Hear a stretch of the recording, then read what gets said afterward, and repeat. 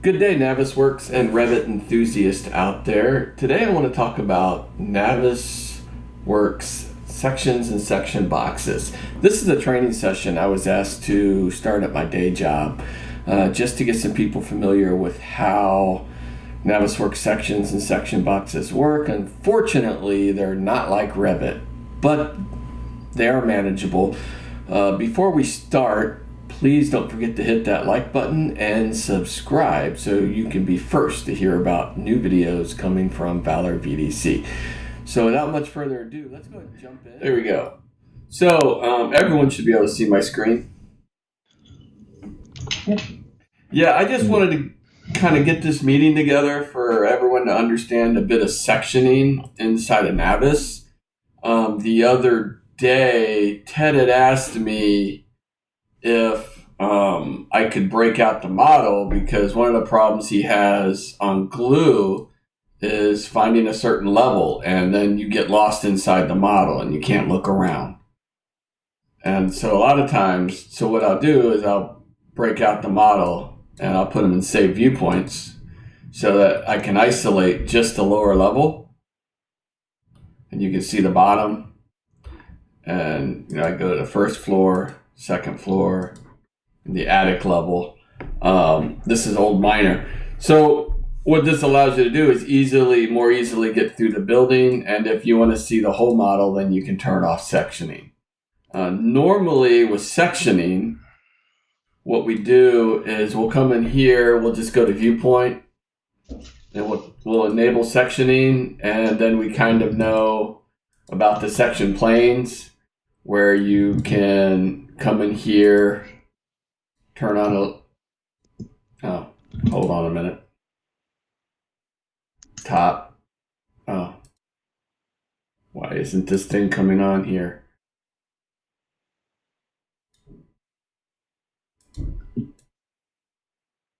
You need to do a There we line go. to surface. Yeah, okay. I just wasn't clicking on the light bulb.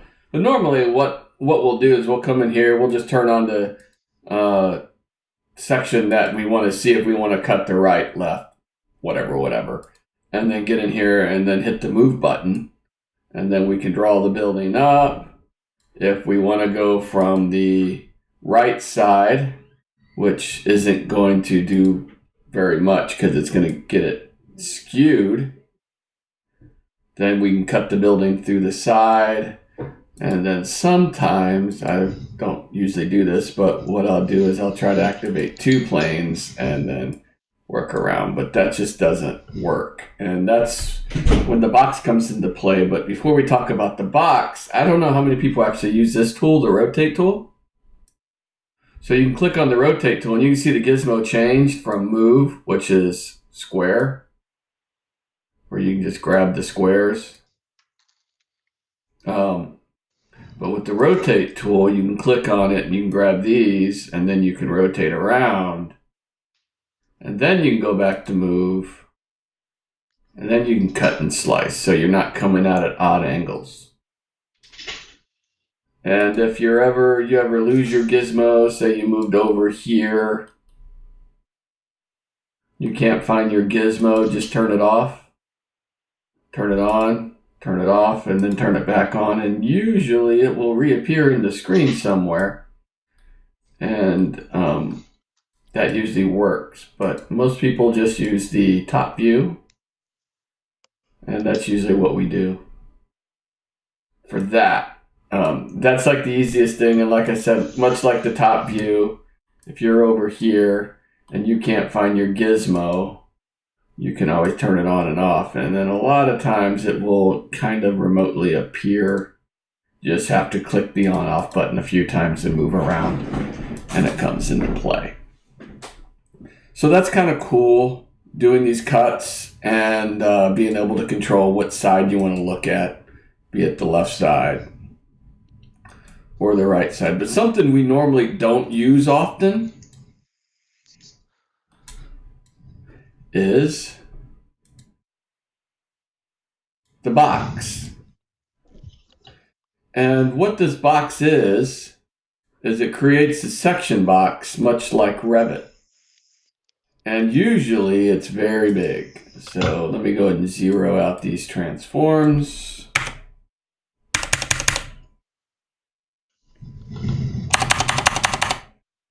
Well, that's just too difficult to zero these out.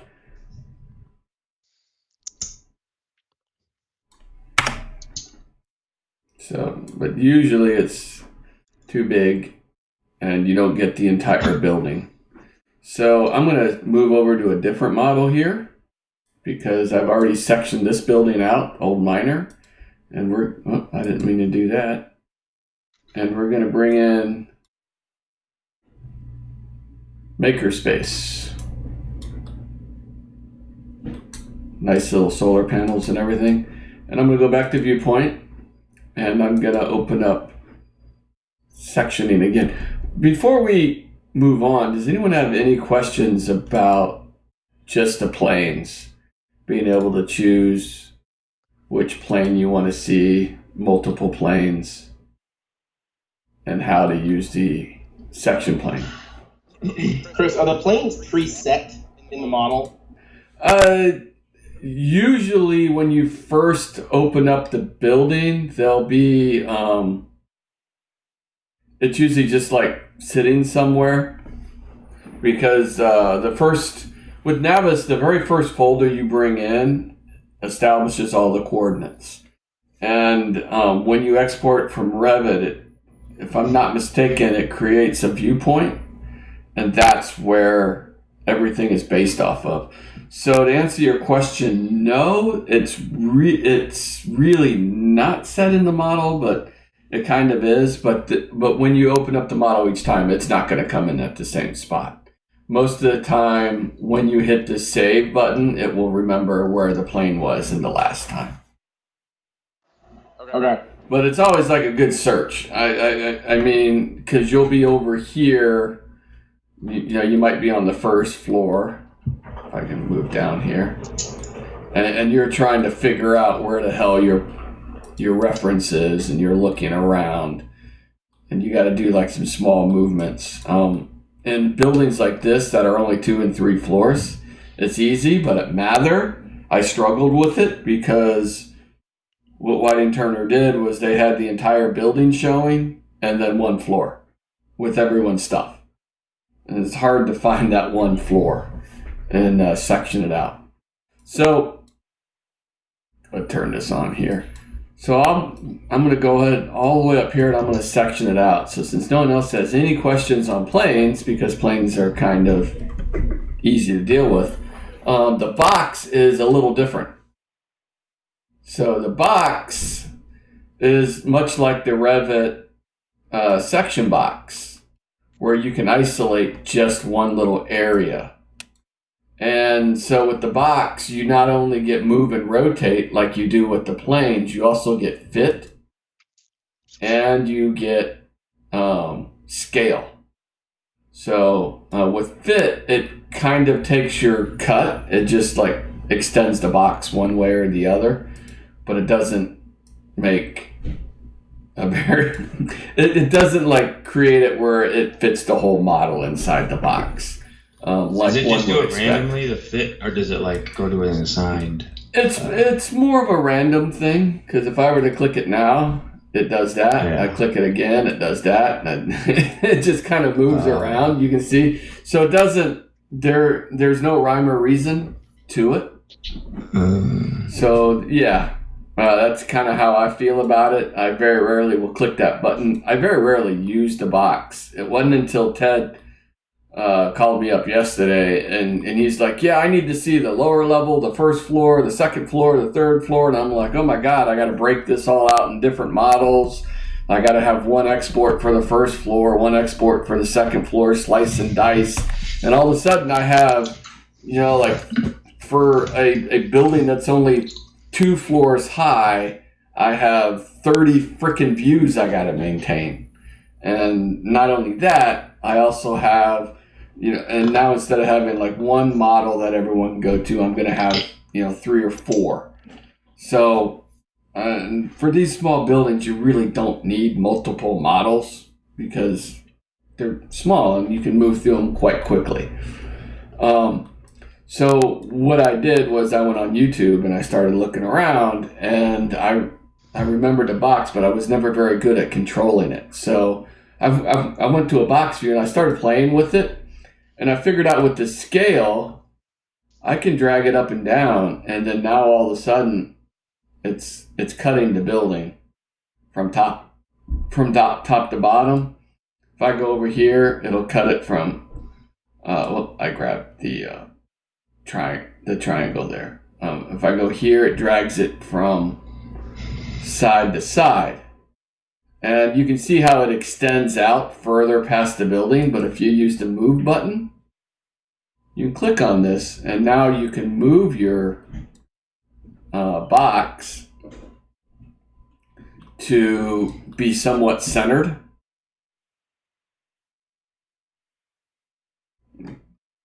Change my view here.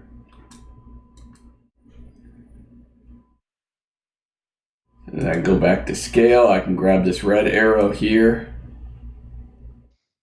so I can get it somewhat centered, and then I can come over here to move, and I can click on the arrow that I want, and then I can move it, and then now I can come in here and I can scale it. Whoops. Damn it. Hit the wrong button.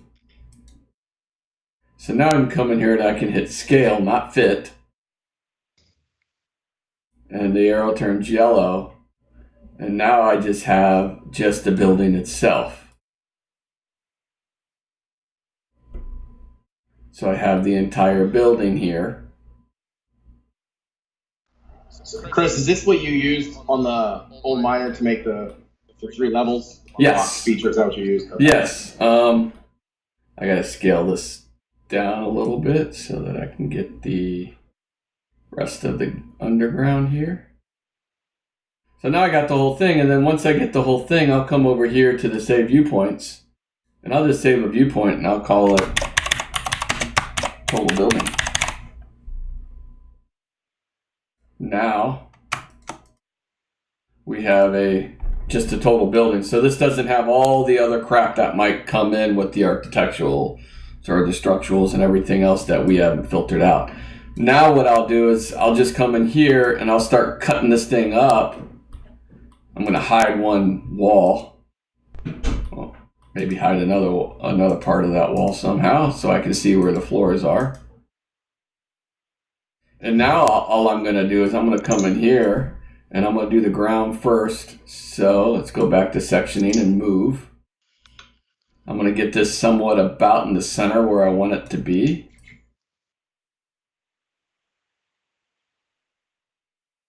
And like I was telling Greg, this is kind of like a tedious process.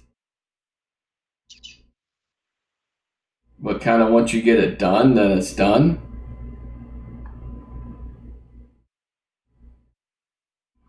So now I just have the underground, and I have to unhide all because I hid those walls. And I'll just go to save viewpoint again, and I'll just call this the underground.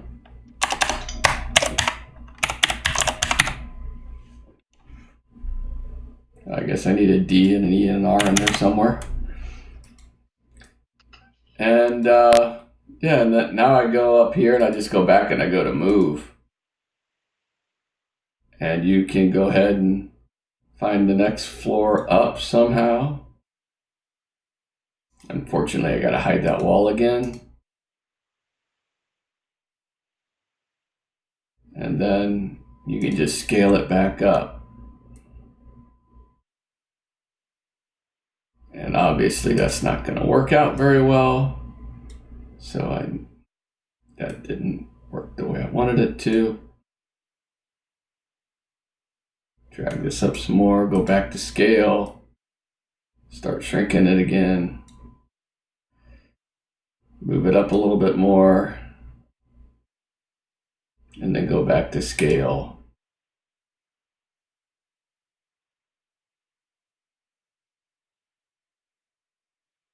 And then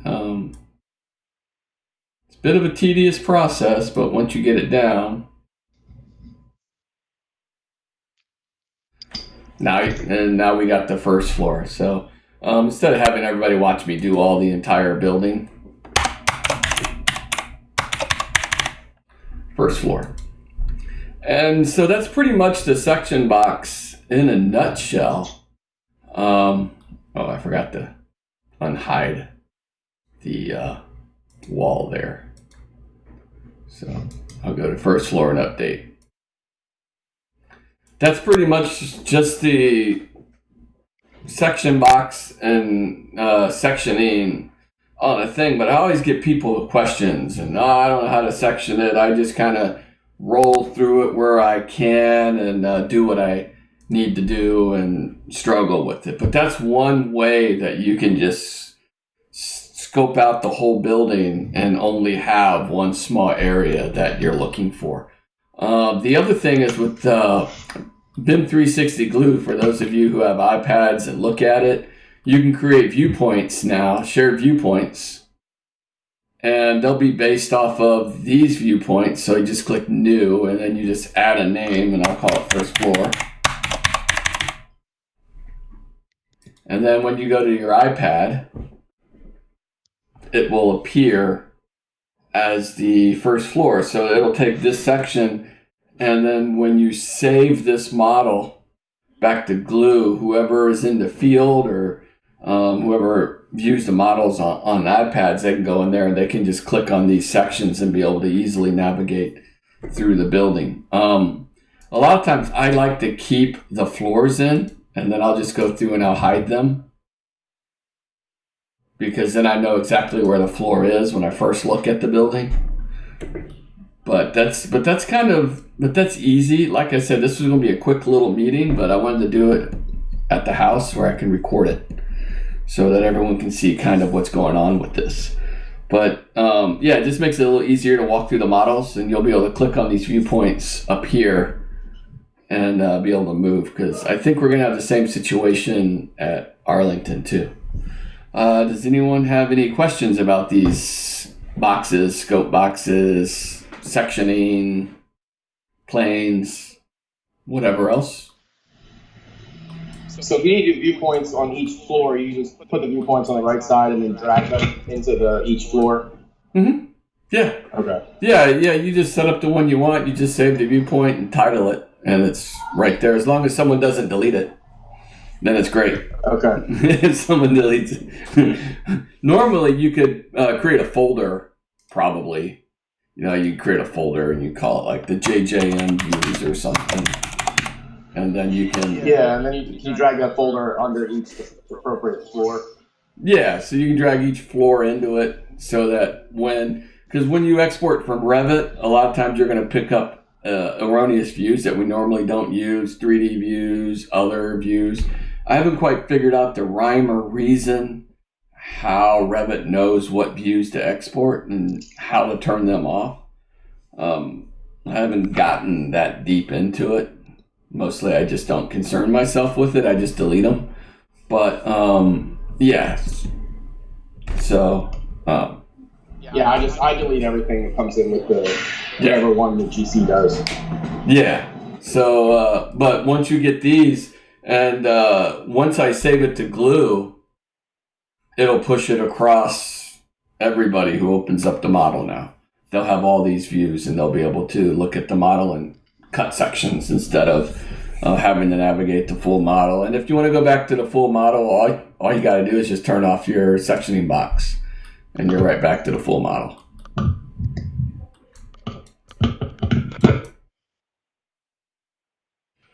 Like I say, these are small buildings. It seems like we have a lot of small work that we're working on now. So now's the time to kind of sharpen our skills and hone them, because we don't know what we're going to hit next. It's pretty cool, Chris. I've never tried the sectioning box, but I also haven't noticed how the gizmo changes too as you go through the options. Between like scale. I think that went back to triangle, like each of the different planes, and then the rotate obviously had like the quarter circle shape. That's pretty cool. Yeah. But I could see the advantage of that, like you honing in on just like say like the mechanical room of a building. Like I just want that